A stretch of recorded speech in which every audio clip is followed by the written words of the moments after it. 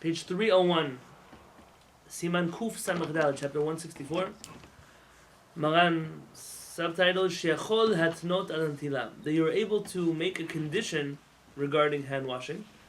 Uvo bet seifim, and there are two halachot in this chapter.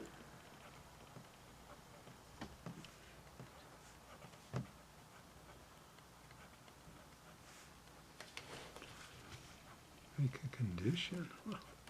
Yeah, we'll explain. Yeah. Interesting chapter heading. Interesting.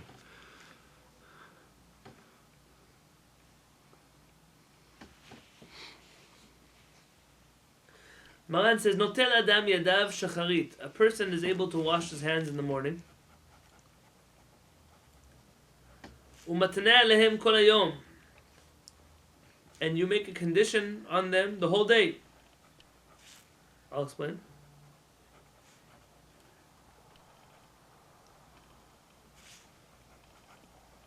You know that in an hour you're going to be driving to LA and you have a sandwich you want to eat. Right? But you can't wash in an hour from now because you'll be driving. You're able to, when you wash your hands in the morning, have in mind a condition. I'm washing my hands also for the bread I'm going to eat in the car in an hour.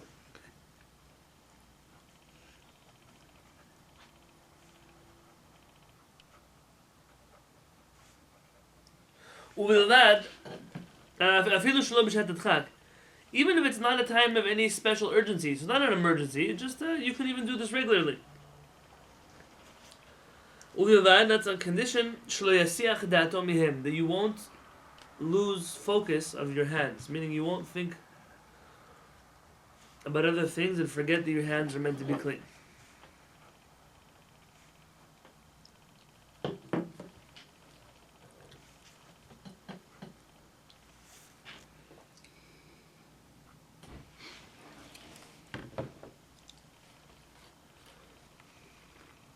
Haga, Rama says, V'lo yitanafem, you have to make sure they don't get dirty either.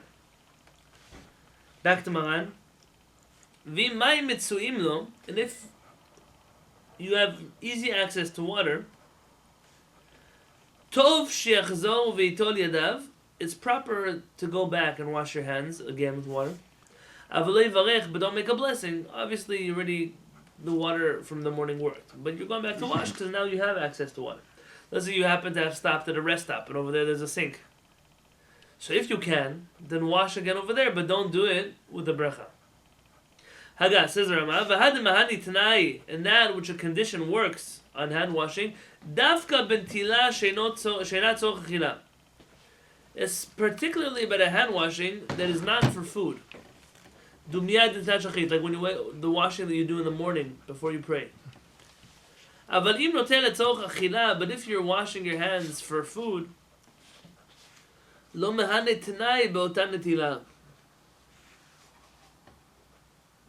that condition doesn't work to cover you for the bread. We're going to understand that in a second, why that is that way.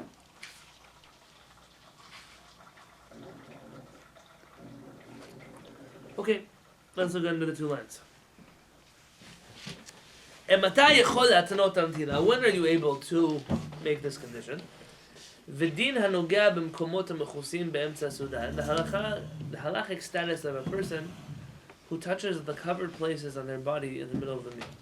Maybe we should do that halacha first.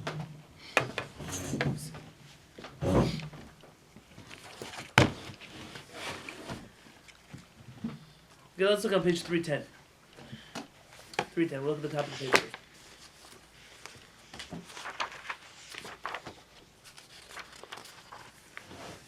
Mi she'omed bisuda.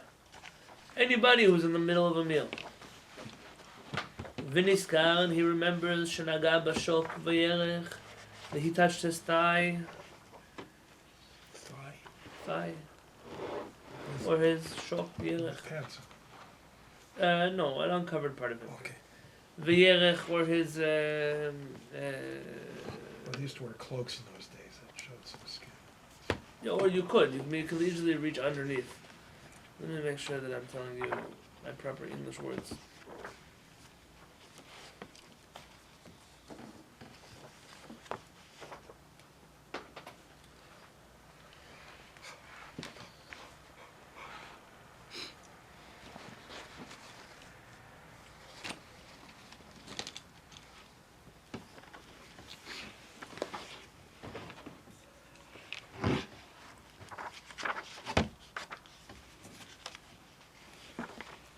Shulchan Aruch is your thigh and your calf.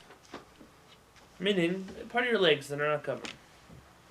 Umkumot mechusim ba'adam. And places that are usually covered in a man. I was talking to my wife this week about tzniut in general. And why there's such a complication with everyone thought, is this okay? Is that okay? Can this be worn? Can that be worn? Da-da-da. Where are all these conversations 150 years ago? I thought I have a theory. I could be wrong. You have two things that exist in Orthodox Judaism today. One is this understanding that it seems to be that women have all the laws of tzniut, and men can do whatever they want. There's no binding rules on men and how they have to dress, but women, everything is micromanaged. The second of them is the way we dress is fundamentally different than the way we used to dress. I'll explain. It used to be that a man and a woman dressed exactly the same way. Yes, slight variations, but I'll explain. He covered his hair. She covered her hair. It was a turban, it was a wrap, it was something that you wore on your head, and not a little kippah. It was something. By the way, something significant on a head, even of a woman, could be considered a head cover. The point is not. I'm not here to talk about head cover. From the neck until your sandals was a robe. A man wore a robe. A woman wore a robe. How much did it cover? All of you. It covered from your wrist until your whole body. You're basically like what you see the Muslims dress in. Yeah. A man wore that, a woman wore that. So different styles, yeah. The women's are a lot more decorated and a little bit more fancy, and the men a little bit less. And then you wore shoes, sandals, whatever the footwear people wore. The obsession over, can I wear this? Can he wear that? You don't only find this when you start wearing complicated clothing. All of a sudden we're dressing like Europeans. You're dressing with pants, and under the pants there's underwear, and there's shoes, and there's belts, and there's buttons, and there's zippers, and there's ties, and there's... Everything became its own clothing. So there's a certain resentment that, how come men can wear and women don't? I'm going to tell you the truth is, if we all went back to wearing pajamas in the day, meaning we all went back to wearing robes, then I said this conversation with tzniut would be null and void. We all would dress, but they'd also be a lot more comfortable. I'm sure we're a lot more clothing, a lot less clothing that would stop your blood circulation all over. I'm sure people just be more comfortable in general. But in the heat, you can wear lighter versions that are cooling. In the winter, you wear a little bit something warmer. Like if you know Morocco, they have these Berber. For the summer and Yeah, winter. but this is mamash as it was. That's how people dress. Thicker, This whole conversation about tzniut and tight clothing and pants and sleeves and short ones and long ones and until the ankle, until the knees, until the elbow. All of this is a modern problem that we created by the modern dress that we wear. A lot of it, some of it also seems to be that in some schools that a woman's mitzvah is Shabbat Tzniut. candles and tzniut. That's all. and That's nothing all. else. Exactly. And then men is everything else. That's right. That's also important. Because I was telling my wife, I said, I also wouldn't leave the house. I don't think you do. I wouldn't leave my house with shorts on. I wouldn't. I never done such a thing. Rarely. So meaning my wife is not gonna complain. How come when we go on vacation, my husband could wear the tank top and shorts, and I have to wear? Because I would leave the house wearing the same amount of clothing as she would. But I'll tell you the truth, it's even worse. Because the Mas said, think about what I'm on the camera right now. What am I wearing right now? I'm wearing an undershirt, and I'm wearing wool tzitzit. Why wool? Because I don't want to scratch. It's uncomfortable. So undershirt, wool tzitzit. On top of wool tzitzit, I'm wearing a button-down shirt. Yeah. On top of the button-down shirt, I'm wearing a jacket. By the time I put on my talit, I'm dead in the middle of the sun. In Israel, it was worse. In Israel, I didn't wear a jacket on Shabbat. I'm not afraid to. Already, my 3 layers of undershirt, tzitzit, and shirt was too much for me. It's not a normal way that a person should dress. It used to be that a person's tzitzit was his robe. Yeah. Mm-hmm. You put there was a slit down the side, and you tied 4 corners strings on the corners. Shalom Yisrael. What we're dressing is very unnatural. It's like when you see those British soldiers in the war, against the Americans in the Revolutionary War. You see that the Americans were dressed to fight. They were crawling in the dirt. They were wearing whatever they wore. And the British had to wear these red coats and the buttons, and they had to soak their knickers in water to fit into them because they were so tight, and their polished shoes, and they were banging drums. And say, which idiot goes to war dressed like that? How do you expect they're going to win? They drop like flies in the battlefield. The Jewish community has done the same thing. They move to New York and to Israel and they're dressing like they're still stuck in Siberia. That's insane. It's not normal. I'm telling you, it's not normal. Mechila, I'm taking a step further. Especially the style of... It's okay. Torah is able to tell you things. The Rambam talks of people who mourn, Chaz Shalom, or they're suffering, they're trying to afflict themselves. They wear uncomfortable clothing, like scratchy clothing, or clothing that made them feel The uncomfortable. hair shirt. You know, when I go sometimes and I see what people wear, especially what women wear. But anybody today, everything's made out of plastic. Yeah. You know that? Oh my God, makes you People are sweat. essentially wearing a garbage bag Yeah. in all kinds of shapes and forms. It could be that from your head till your toes, you're wearing nothing that's real. Right. And people are uncomfortable. You see them, they're sweating and and it's hot and it's bad enough it's black. It's bad enough it's thick. It's also plastic. And I'm sure I'm not the one who invented this wheel. So I say people are resentful that they're dressed because they're dressed in a crazy way. If you would wear the same thing made out of cotton, by the way, even if you wear it made out of wool, it wouldn't be as hot as what you're wearing with your plastic bag. Just that breathes. Of course. Oxygen can get in. Of course people complain there's stuff that's hot. They want to roll up. Of course. But that's not Sniut's problem. That's not the Torah's problem. It's your problem. But people imitate the person next to them, and What? communities get these standards that if you don't dress like this, it means you're not religious. For sure. That's the problem. For sure.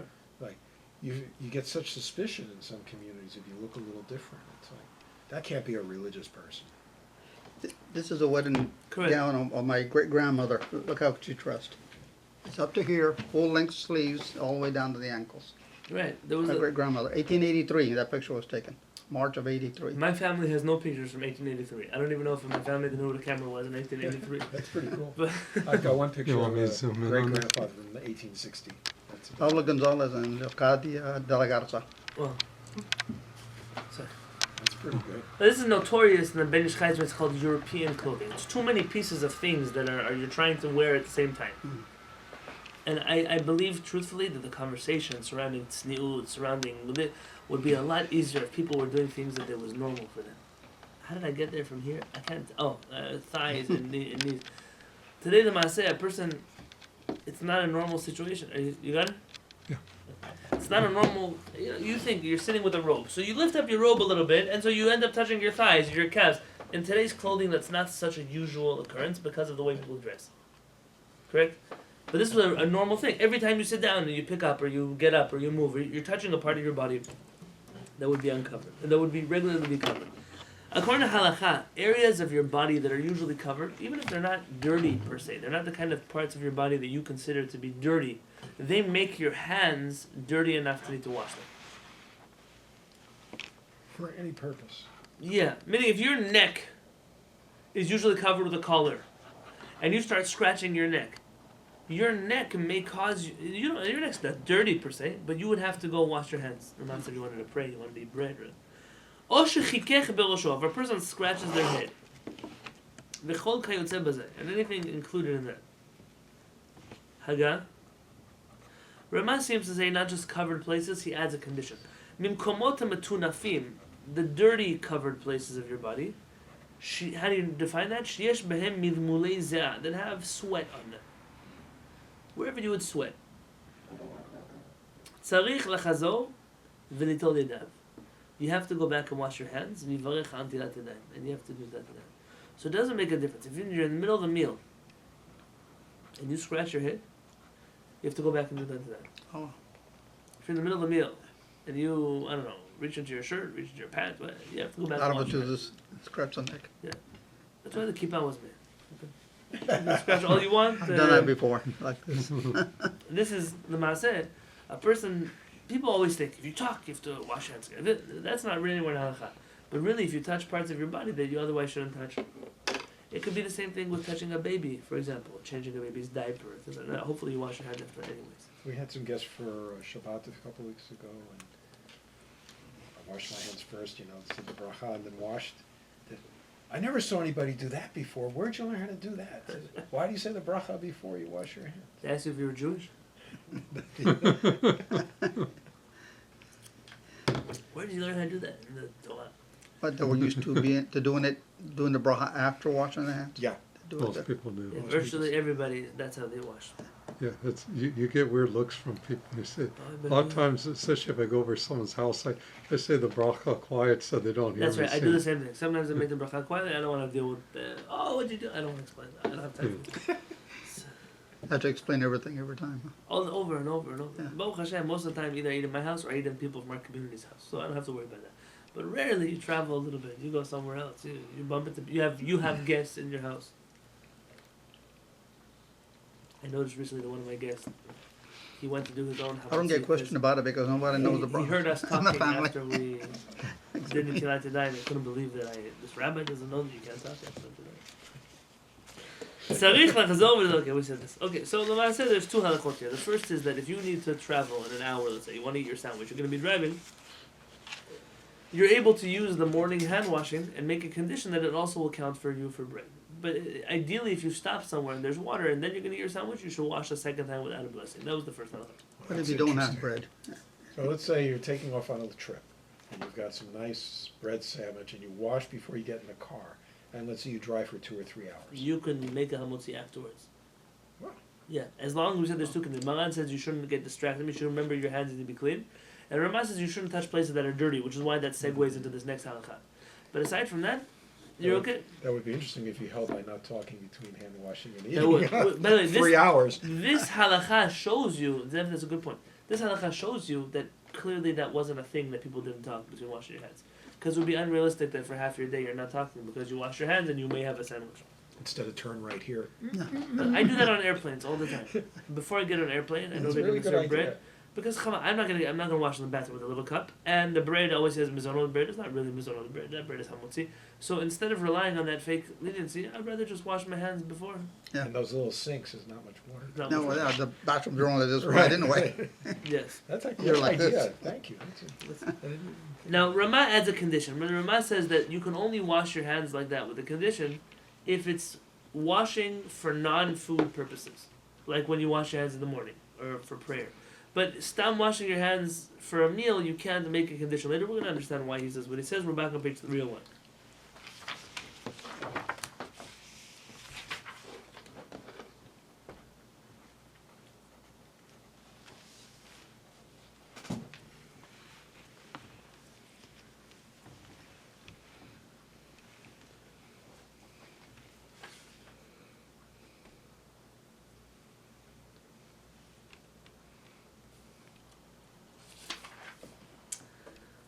Oh man, that's a long footnote. Okay, let's do the middle of the page, 301. Yechol Adam litol yadav shachrit. A person can wash his hands in the morning. Shachrit doesn't just mean for shachrit, it means in the morning. Ulhatnot b'shat tila, and you can make a condition while you're washing, shetoil tila zol lachazman, that this washing will work even later. K'shiyavo lechol sudah shel pat, when I come to eat bread. V'im yesh lefanav mayim, but if the one you're eating bread, there's water in front of you. V'yechol litol b'nakel, and it's easy for you to wash your hands. Tov lachmir shitol yadav mihem, v'lo yaseh tanai b'tat tanav shachrit. It would be better for you to wash the second time. I mean, if you have water with you and it's easy to wash, then that's okay. I mean, I'll tell you, the example I gave of driving to LA, you need your hands. You can't stop. You're not going to pour water bottles out your window while you're driving. You're trying to be safe. And so, Lamasa, this is the situation.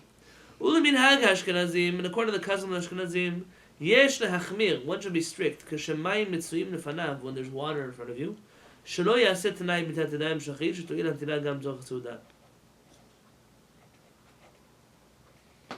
Meaning, Maran seems to say that even if you know that later on you're going to have water, it's okay to just wash early. Ramah says you shouldn't do it. You shouldn't do it if you know you're going to have water later. And he told you that it's always better to wash on the water in front of you, according to the Ashkenazim. But if you're going to be in a place where water is not present in front of you, even though you technically could drive forwards or backwards to find water, Ramah says that because this is considered a pressing time where you're not sure if you have water or the water is far away from you, you're able to rely on this condition even in a time of pressing need. In Ashkenazi countries also there was a lot more water. Water, probably. They could stop by a stream or a Right, river. river, a stream, ponds. Page 304 at the top of the page. V'chenim noseh b'sheyara. And also if you're traveling in a caravan. Ve'inam muchanim lamtin lo shitol yadav. They will not wait for you to stop and wash your hands. נחשב הדבר כשעת הדחק. That's considered a pressing time. הוא רשאי לסמוך על תנאי שיעשה בנטילת ידיים שחרית אף למנהג אשכנזים. Even the Ashkenazim can rely on Maran that you're able to do this condition before hand washing if you're in a situation of a caravan that won't wait for you. Why? Because that's a pressing time where you're traveling and there's no one who's going to wait for you. That's an important thing. I want to do a footnote with you. The footnote is a little bit complicated, but I think it'll shed a lot of light on what it is that we're trying to do right now. So if you're ready for it, I'm ready too.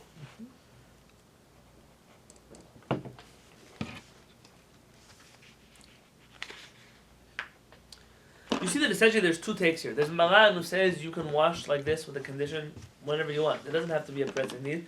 It doesn't have to be in an urgent situation. Rama seems to be a little more cautious here. He says, no, you should only do it in a place or in a time where you're not necessarily going to have access to water. In order to understand the machloket between Maran and the Rama, you have to understand where this halakha comes from and why there's a machloket in the first place. I think in general this type of footnote is fascinating because it shows you it's not some random Sephardic Ashkenazic divide. It's based on real sources and real questions that have come up since the time the Talmud was codified. Let's do this together on the bottom left of page 301.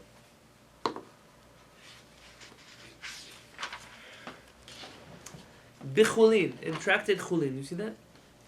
Amar Rav says, Notel Adam Yadav Shacharit, a person can wash their hands in the morning, Umatneh lehem kol hayom kulo. And he makes a condition even for the whole day, meaning even if you're going to eat bread at 6 o'clock in the afternoon. On the evening, I guess. V'sham, and over there the Gemara says, Mitba'er, it explains, Rav, that according to Rav, Hainu afilu shlo b'shat adchak. That's even not in a pressing situation. V'ika trei lishnei, this is Aramaic, there are two different wordings or understandings of Liba de Rabbi Avina on how Rabbi Avina accepts his teaching. Isvir alei kerav, some say Rabbi Avina agreed with Rav that it's all the time you can do this. Some say he only agreed with Rav in a pressing situation. So who's the author of the teaching that you could do Nitilat Yadayim in the morning even for the whole day? Rav. Who is the one who are unclear how he interprets this? Rav Avina. Rabbi Avina. Rabbi Avina, some read him to say that he always agrees with Rav. Some read him to say that he agrees with Rav only in a pressing situation. So already over there you find that this argument, Maran and Rama, goes back a very long time. Upasak HaRosh, and the Rosh already rules, Kilishna de lo pali gadara. The Rosh rules the halakha in Ashkenaz like the opinion that does not argue with Rav. And according to the Rosh, a person is able to make this condition even in a non-pressing situation. V'chen pasku kama rishonim, and there are a number of rishonim that agree with him.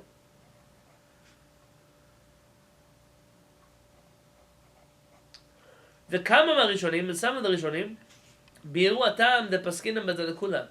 They explain why we're lenient. Mishum de kol ma she'efshar lema'et v'machloket mima'atinan. Because so long as we can minimize machloket, we try to. V'lalishna batra Rabbi Avina lo pali gadarav v'yesh shebiru atam mishum ditat yadayim d'Rabbanan v'zeh b'nakula.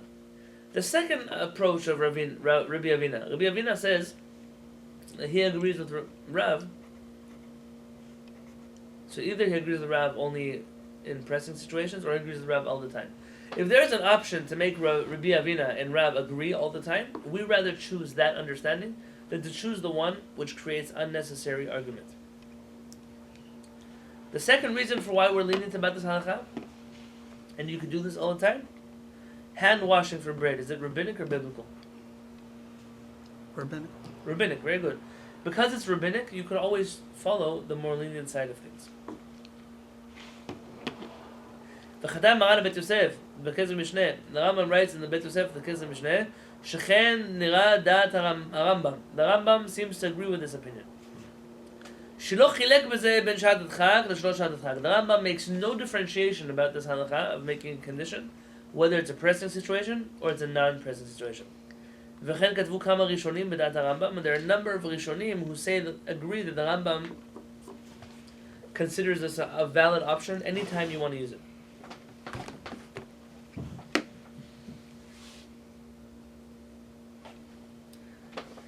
Tosfot. Now come the Tosafot. Anyone get a chance to read that article I sent out about the Tosfot, the French and German I rabbis? just finished it this weekend. It's Very interesting. it's a serious piece of work. But interesting, they also took a lot of leniencies, not just stringency. That's right. That's correct. Like they really were trying to adopt to where they were in certain ways. That's right. Similar way to what the Sephardic rabbis did, but in other things they were. They very were. stringent. That's right. והתוספות כתבו בביאורם השני, the Tosfot write in their second explanation, that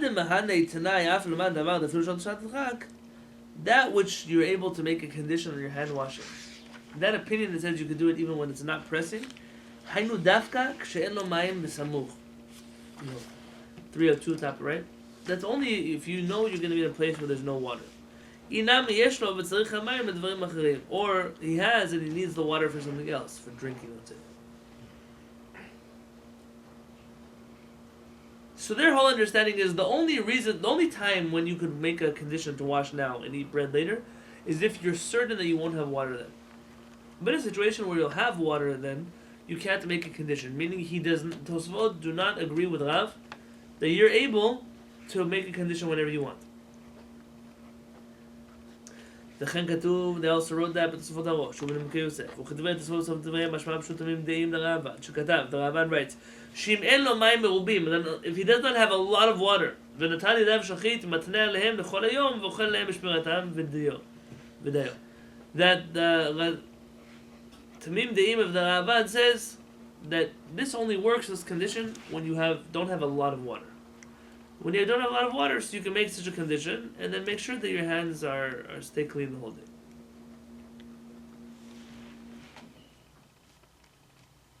I'm skipping 3 lines, the middle of the third wide line. V'chen hiskim Rabbeinu Yerucham, and Rabbeinu Yerucham agrees. Da'af al gav the halacha k'man damar demahani t'nai f'shov shadchak, even though the halacha follows the opinion that says you can always make a condition, it doesn't have to be urgent. Dafka k'she'en lo mayim. That's only when he does not have water. That it only works a condition when you have water and you need it for something else, you don't have water at all. But if you have a lot of water, this condition won't work.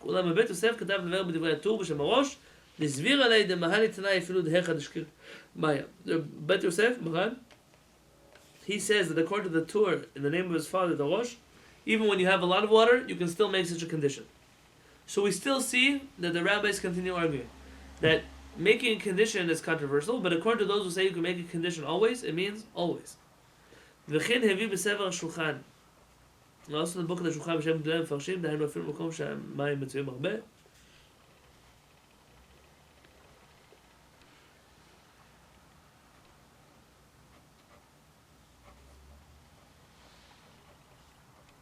Okay, next paragraph. Ulumatam, and opposite them, Dat Rabbeinu Hananel, the opinion of Rabbeinu Hananel was Nachmir b'zeh dedavka b'shat adchak ma'anei t'nai. He was strict, and he held that only in a pressing situation does this condition work. Reviewhu kama rishonim, and there are a number of rishonim that quote him la'alacha. The Torah in the name of the book of mitzvot says Sholchei derechim chashuvim k'shat adchak, that travelers are considered people in a pressing situation. Let's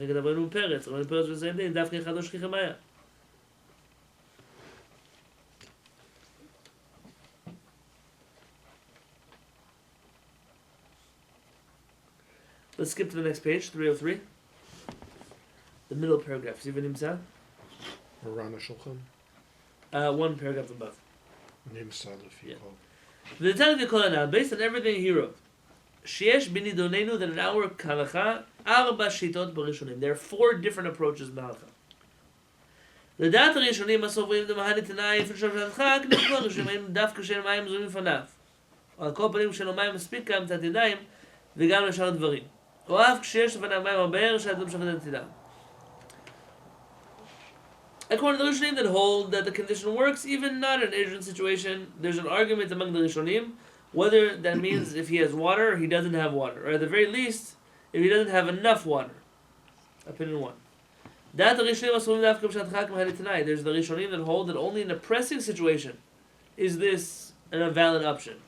נחלקו הראשונים אם היינו כל של מים מזומנים לפניו, ואף אם יכול למצוא מים במקום קרוב, חשיב שעת הדחק, ומהן התנאי אפילו יכול להשיג מים בתוך ד' מילין. או דווקא כשאני יכול להשיג מים בתוך ד' מילין, חשיב שעת הדחק ומהן התנאי. אבל אם יכול להשיג מים עד 4 מילין, או חשיב שעת הדחק ולא מהן התנאי. Regarding the availability of water, the question is how available does the water have to be? Miles away, right in front of you? There's an argument about that too. ועיין אל דבור ההלכה, look above, and the ביאור ההלכה, שדעת כמה ראשונים שמה שהזכירו בגמרא, לנטילת ידיים עד 4 מילים לפניו, היינו שאם אין מים יוצאים 4 מילים לפניו, שאר יהיה לאכול בלא נטילת ידיים כלל. ולעומתם, דעת כמה ראשונים שאין אם אין מים יוצאים לפניו, שאר יהיה לאכול דווקא ידי מפה, וכו דבריהם פסק בשולחן ערוך שם. Maran's opinion is, remember that you could eat the bread holding onto it with a napkin? With your hands covered? ומרן השולחן ערוך כאן פסק דמהן נתנאי לפני שום שעת רק. Maran rules here in the Shulchan Aruch that, what did Maran say on page 301? Maran said that you can make a condition on bread? Yeah. On hand washing? Yes. Does it have to be in a pressing situation? No. That's right. וממה שסיים שאם מים מצויים לא טוב שחזור ויתעודד לא לרך, משמע דמעיקר הדין יש להקל את התנאי בשחרית, אפילו מים מצויים לפניו, וגם משמע שאם אין מים מצויים לפניו, ובזה אפילו חומר. But Maran seems to contradict himself, because then at the end he says that if you have water when you're going to eat your bread, you should wash your hands. So can you make a condition, or can you not make a condition?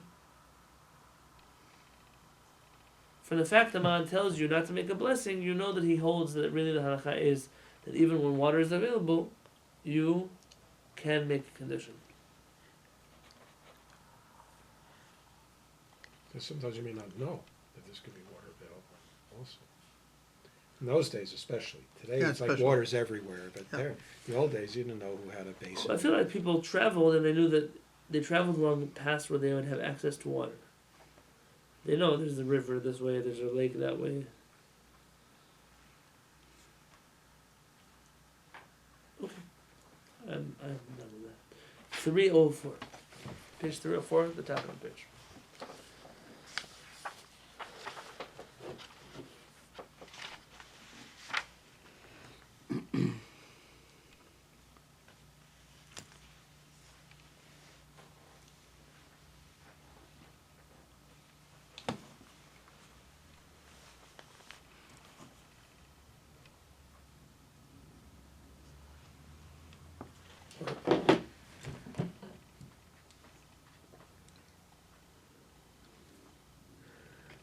Page 304 at the top of the page, where the bold words are. So, Tzurat HaTanai v'Tzurat HaTilah.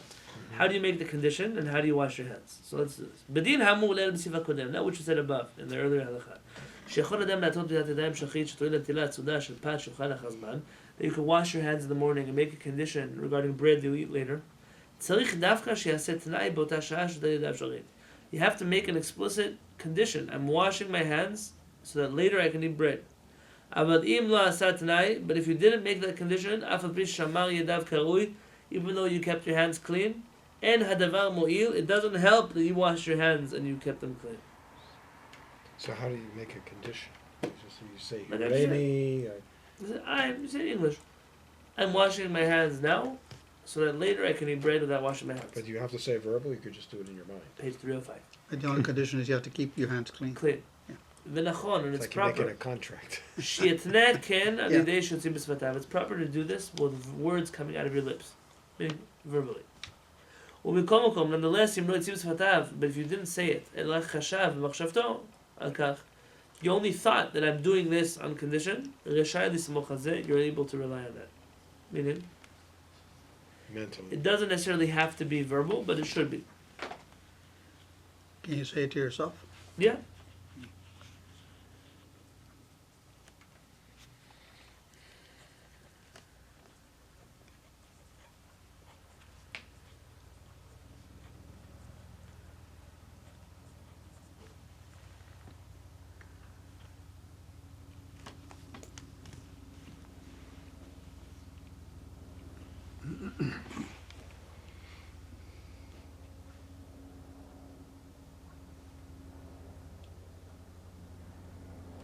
Chazon Ish has an interesting opinion. The Chazon Ish's opinion is, what happens if you think about, I'm thinking that the hand washing I'm doing now will work for me later, and you keep your hands clean the whole day. The Chazon Ish believes that it didn't count for anything. It doesn't count for a mitzvah. Meaning, unless you said it, it doesn't count. So what's the reason you're allowed to eat bread later? You're allowed to eat bread later precisely because your hands are still clean. But you don't receive a mitzvah for washing your hands before eating bread. Meaning you're able to eat on a technicality that your hands are clean. But if you didn't say it verbally, it doesn't actually help that you kept your hands clean and thought. So it's not a mitzvah that you get later, it's just you're allowed to eat bread because you kept your hands clean. It's like a middle status. Page 306.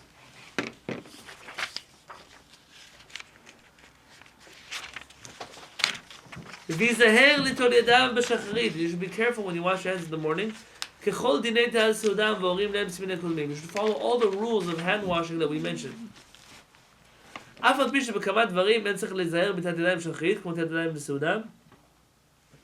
though there were some things that in the morning hand washing are more lenient than by bread hand washing, you should make sure that when you're washing your hands in the morning and you're going to use it for bread, you should follow all the stringencies of hand washing.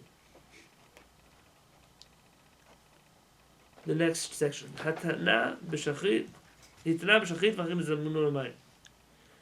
What happens if you made a condition in the morning, but then you find water later on?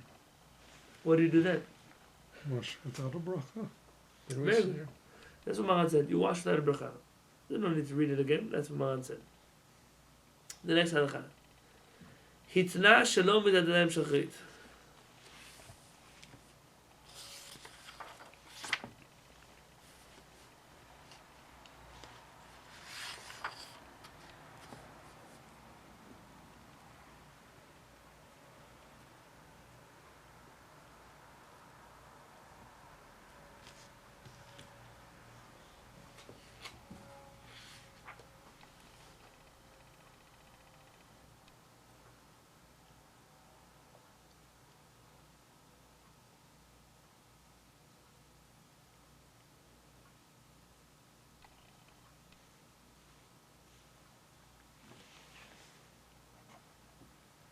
Okay.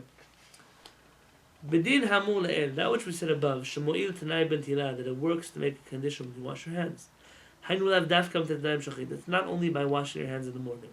That's according to Maran, or the Ramah disagrees. V'chol shenotei ledav karawui, and anybody who washes his hands properly in the morning, umatnei b'shat tila sheto'ilo l'tzorch suda shel pat she'yochal lachar mikem, then you say that this morning washing should work for me for my bread later. Mo'il hatnai afilu im ba lechol achar kama sha'ot. It works even if you're coming to eat bread after many hours. But if you're coming to wash your hands for the meal, and then you said, I wanted to also work for later on, and you didn't eat it all at that time, and at tanai mo'il, it doesn't help that condition. You have to be doing it for something. On page 308, and if you wash your hands for a meal with bread, and you ate the bread, you say, this hand washing, I wanted to work for me even in a few hours. That condition works. That's a classic case. So how do you keep your hands clean? What does it mean keeping your hands clean? That's really the important thing to know.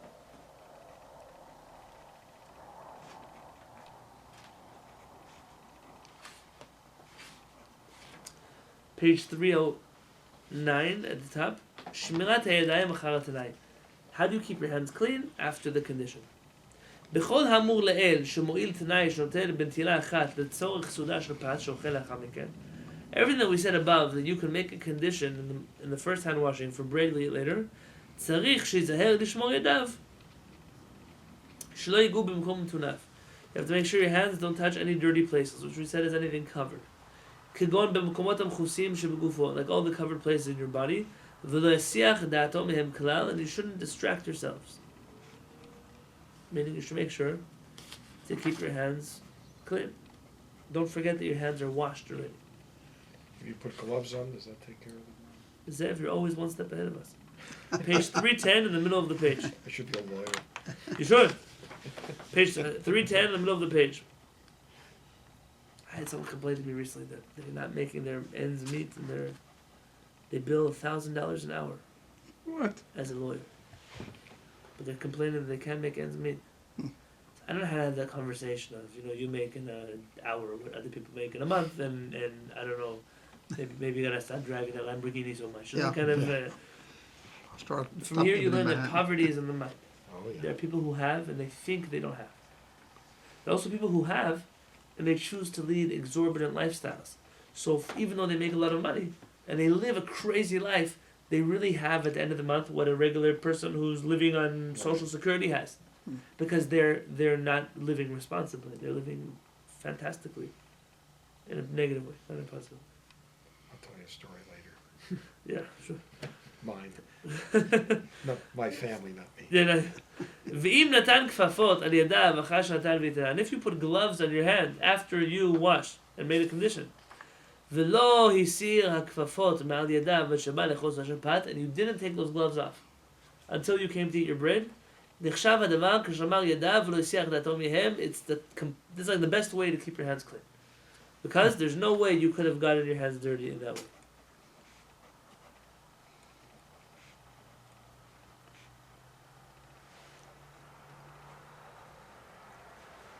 That's a case actually recorded by Maran in the name of the Kolbo.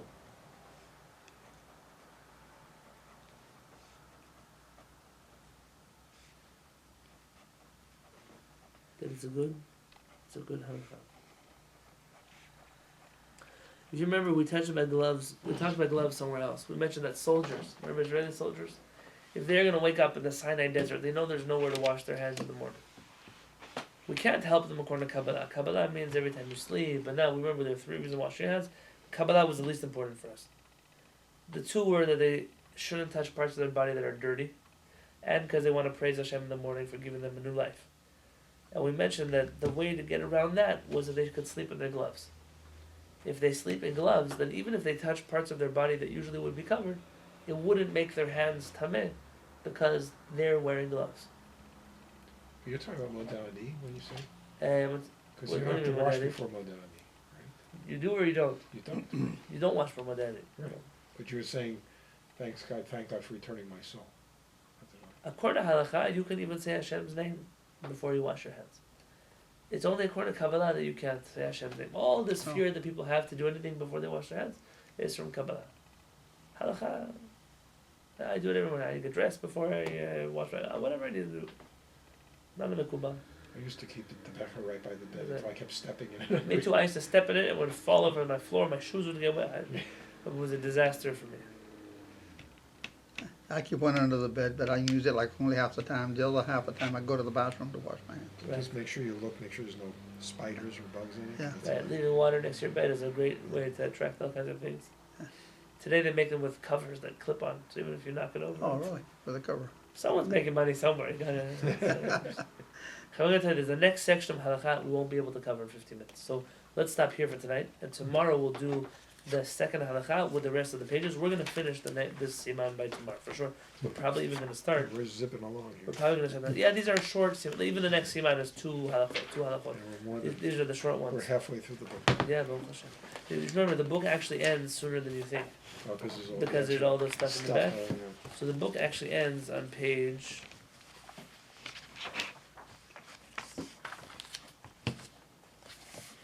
494. So we're well more than halfway through the book. We're on page 320, 31, 494. That's gonna be exciting. That's look, page 494, kreplach. What bracha do you make on kreplach? It's a party maker. What a bracha do you make on knedlach? On krembo. How do they even know what they were down in there? No, this is a modern halachah. But it's amazing. It's like all the Ashkenazi food. Kugel, lakshan kugel, pancake, pretzel. Where's the Sephardic food? Where's? Okay, that was achoch. That's the malawach. Okay, dried matzah. As opposed to. Wet matzah. Oh, look, he says, according to the custom of the Sfaradim that make mezonot on matzah, soft matzah, even on a Pesach, the whole year is hamotzi. That's bread. That's real bread. So it's obviously ideal to have soft matzot for Pesach. Okay, we'll see you tomorrow. Then.